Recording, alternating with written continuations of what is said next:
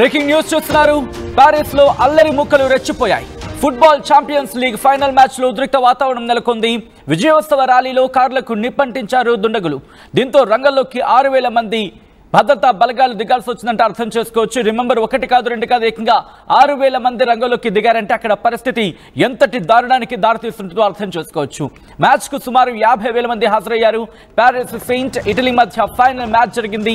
ఫైనల్లో ఇటలీపై పారిస్ ఘన విజయం సాధించింది. అయితే విజయోత్సవ ర్యాలీలో కార్లకు నిప్పంటించారు దుండగులు. ఒక్కసారి ఆ విజువల్స్ మీరు చూస్తున్నారు. ఈ కథనం మిమ్మల్ని కాస్త కలవరపరచొచ్చు. అయితే మిమ్మల్ని కలవరపడి గురి చేయడం ఆర్టీవీ ఉద్దేశం కాదు. అయితే ఇటువంటి కథనాలు చూసినప్పుడు కాస్త కలవరపడిగే అవకాశం ఉంటుంది కాబట్టి దీనికి సంబంధించి తగిన జాగ్రత్తలు తీసుకోవాలని ఆర్టీవీ సూచించడం జరుగుతోంది. These are the disturbing visuals. Viewer description is advised. ఆ విజువల్స్ మీరు చూస్తున్నారు. ఒక్కసారి అక్కడ ఎటువంటి పరిస్థితి నెలకొందో చూద్దాం.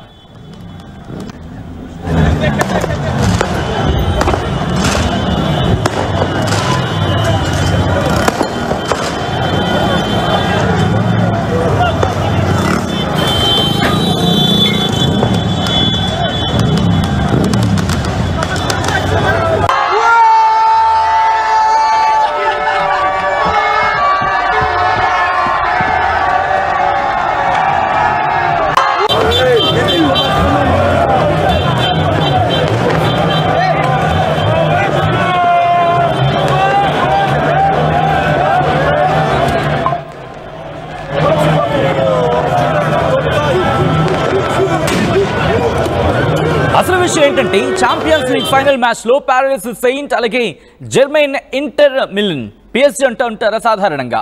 ఈ రెండింటికి మధ్య మ్యాచ్ జరిగింది 5-0 తేడాతో. ఇక్కడ ఛాంపియన్స్ లీగ్ ఫైనల్ మ్యాచ్ లో పారిస్ సెయింట్ అలాగే ఇటలీ మధ్య జరిగే మ్యాచ్ లో ఇటలీపై పారిస్ ఘన విజయం సాధించింది 5-0 తేడాతో. దీంతో ఫ్యాన్స్ పారిస్ లో అల్లర్లు సృష్టించారు.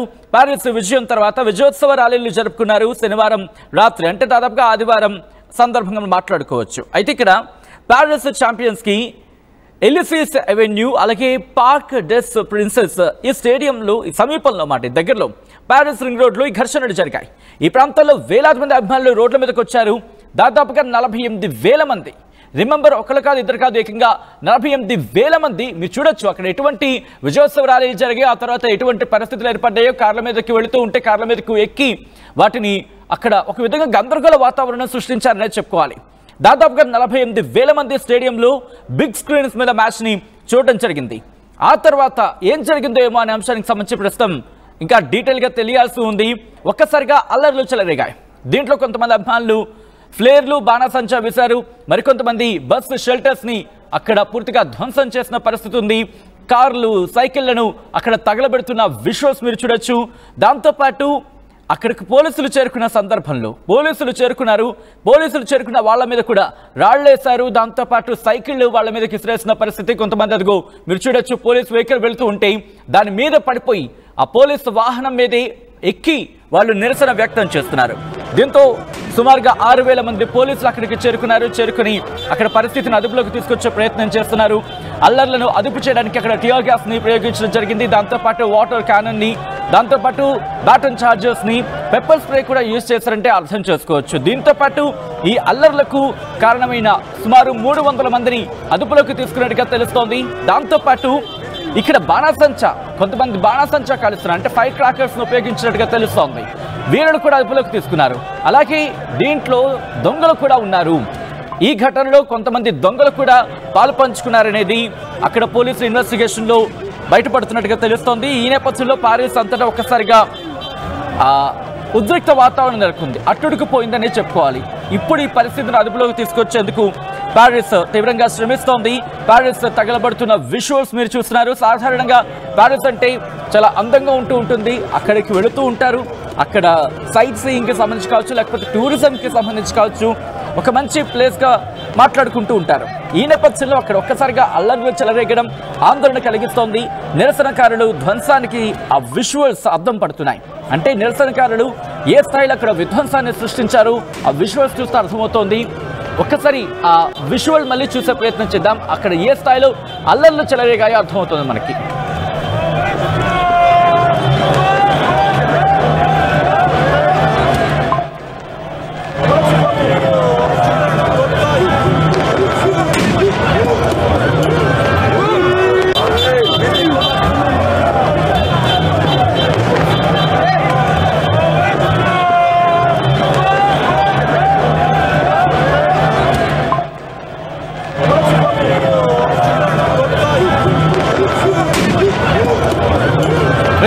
చూస్తున్నారు ప్యారిస్ ఛాంపియన్స్ లీగ్ ఆ ఫైనల్ మ్యాచ్ సందర్భంగా అక్కడ అల్లర్లు చెలరేగాయి.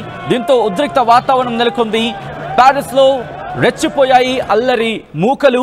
Football champions league final match లో ఈ గందరగోళ వాతావరణం, ఉద్రిక్త వాతావరణం నెలకొంది. విజయోత్సవ ర్యాలీలో కార్లకు నిప్పంటించారు దుండగులు. ఫైనల్లో ఇటలీపై ప్యారిస్ ఘన విజయం సాధించింది.